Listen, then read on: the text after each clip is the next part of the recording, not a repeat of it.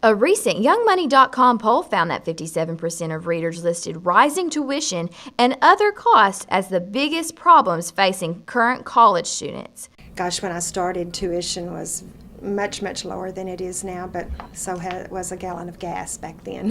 So just with time, everything has increased. There's little doubt that soaring tuition rates and textbook costs are serious issues on campus. According to the ASU admissions website, the tuition for the 08-09 school year was over $3,000 for residents and over $7,000 for non-residents. But what are some of the other factors that cause the tuition hike? Cost of living, just mainly the upkeep of the university, faculty, staff salaries, and everything like that.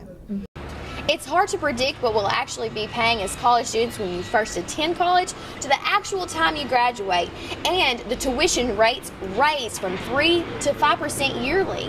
So it's not only happening here at ASU, it's happening nationwide. Reporting for A-State News, I'm Ashton Snowden.